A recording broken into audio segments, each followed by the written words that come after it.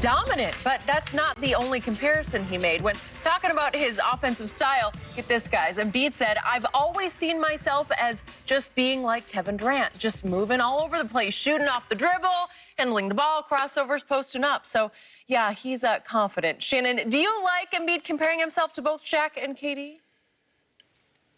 I don't think really Joel Embiid understands Shaq's level of dominance. Shaq was dominant in the regular season, but Skip, he was historically. Shaq in the NBA Finals, this is what he did his first finals. He was 38 points, 17 rebounds, 2 assists. And then he followed up that next year with 33, 16, and 5. And then he followed that up with Skip with 36, 12, and 3. Let that sink in for a second. He averaged that for a finals. If you go back when he was in Orlando, he was 28, 13, and 6 against arguably the greatest defensive center, Hakeem Olajuwon, to ever play. Now, you could take your choice, he or Mr. Russell, Bill Russell, but Olajuwon is on a very short list of the greatest defensive center skips to ever play. That's what Shaq did. And even when they lost to Detroit, he was 26, 11, and 2.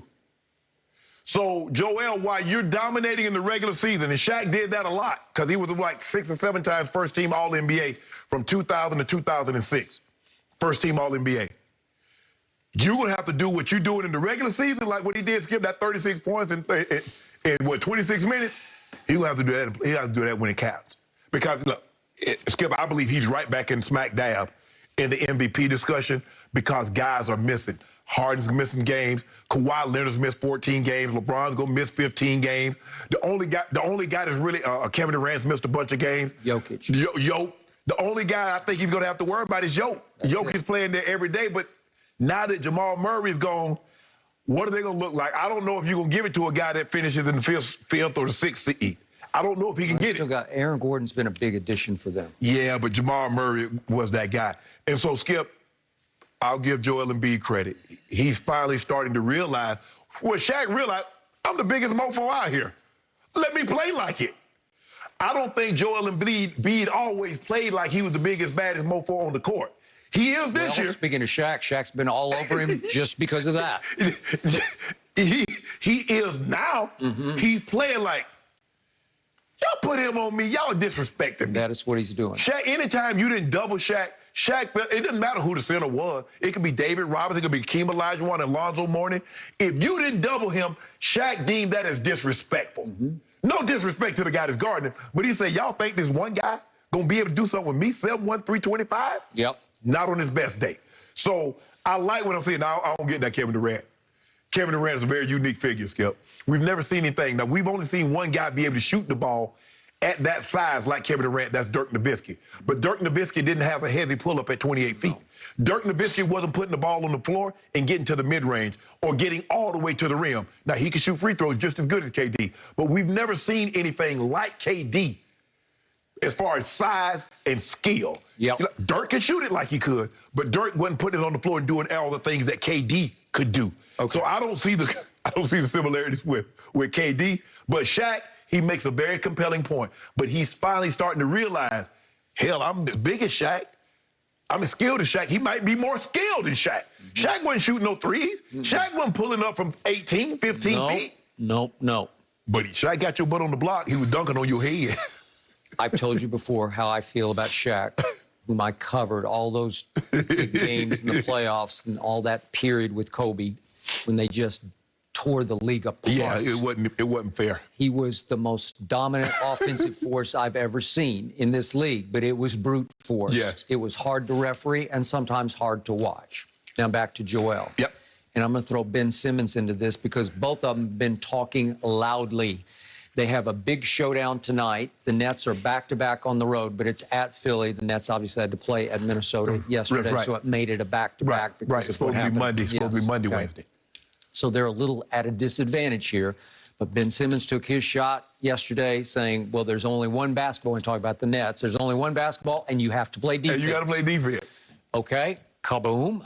That's a big shot fired ahead of this game. It was. And then Joel's going Shaq and Kevin Durant. It's a lot of big talk, but I like how this team is growing up with Doc as the new head coach and the new voice. They're better than I thought they were going to be. I mean, I know what Joel Embiid is. They're really good. Yeah, Tobias Harris, Danny Green. Danny Green looks like the Danny Green that was in San Antonio. I agree. And Shaq comes off the bench and just shakes it up. And they're a really difficult to beat basketball team. They devastated Dallas at Dallas. What's the guy's Korkmaz? Korkmaz. Korkmaz. Yes. Korkmaz. Yes. He can shoot it. Can he? Seth Curry can shoot it. Can he shoot it? Okay, so they're growing up right before your very eyes, and they're getting full of themselves in a good way. I'm okay with what they're talking about because they're arriving right on schedule, and it's going to be, I believe, Nets versus Sixers, to me, for all the marbles in the Eastern Conference when all is said and done. Okay, now back to his comparisons. I don't think he's saying, I am Shaq or I'm better than Shaq. Right. He just said, I'm as dominant as Shaq was in a different way because he's physical. He is a 7-foot monster. Yeah, it's going to be 300 pounds. He should be. He is 300 pounds. And there are some nights when he is truly unstoppable. Yes. Because he's not Kevin Durant, but he is Durant-ish on some nights because he can wheel and deal with the basketball. Right. Do you realize, number one, he is number one in this league in PER, player efficiency rating. He's number one because he is scoring 30 points a game with 11 rebounds and 3 assists, which is pretty high. Yeah. But Shaq was really good at Shaq was better than people thought assisting the basketball. Look at some of he's 4 and 5 assists a game, right? Okay. But Joel is now career high 52% from the field. He's a career high 38% from 3. He's 7 feet tall, and he can stroke threes. Yeah. But you know what he can really stroke? Free throws. Right. Do you realize that Joel Embiid leads this league in free throw attempts per game? Obviously, he's missed 18, so he's not overall leader. But in attempts per game, he is 12 a game, and it ain't even close because Giannis is only 10 a game. Right. Joel is making 85% of 12 attempts a game. Right. Trust me, that is off the charts great for that man at 7 feet tall. Yeah, absolutely, He has skill. He has touch. He got a nice soft touch. Yeah. And the other night, he was just killing Dallas, and they were trying to double him. And that's what you should do. Yeah. When you don't have a true big, you got try to guard me with Cauley Stein. Yeah. You really you will put Cauley Stein on me? Really? Okay. That's what you think about me? It got so bad late in the third quarter. He didn't even play in the fourth quarter. But if we could see the last field goal he made, he just saying, "Here comes the double. Here comes the double," and he just wheels and does that. That's not fair. Yeah. At 7 feet tall, he knows it's coming. He goes to the baseline. Watch this. I'll just fall away. I'm not saying he's Kevin Durant, but that's Durant-ish. Yes. Right? That's a 7-foot tall monster who's just saying, "Oh, you're sending another. I got this for you." Right. Because for the longest time, Skip, they tried to play him one-on-one. And that's what Shaq, and where Shaq was great is that, hey, he could pass out of the double team. Yeah. But if you just left one guy and you let Shaq drip, Shaq was dunking.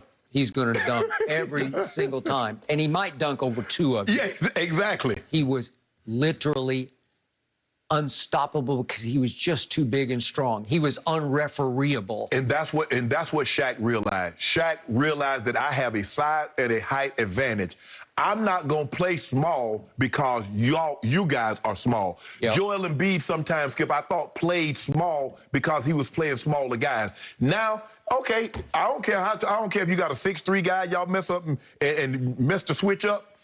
That's on y'all. I'm punishing whomever got me. Yep. I believe he's back there. If I had to say right now, Skip, because what's going to be the difference between a guy missing 22 games and a guy missing 18 games? I don't know. He's missed 18 of 54 that they played. So he's played 36 of 54 games. It's hard for me to believe that everybody that's in the MVP discussion aren't going to miss some more games. So the voters are going to have a very tough choice to make, Skip. Okay, Joel Embiid missed 22 games, but the next guy missed 15. Another guy missed 17. Yep. Joel has been dominant. They're the number 1 or number 2 seed. Because the question is, can anybody else get that high? Can Jokic get up to the 3rd seed? I don't believe they can, not without Murray. Can James Harden, after he missing them games, even if Joel Embiid falls down to the 2 slot? Yep.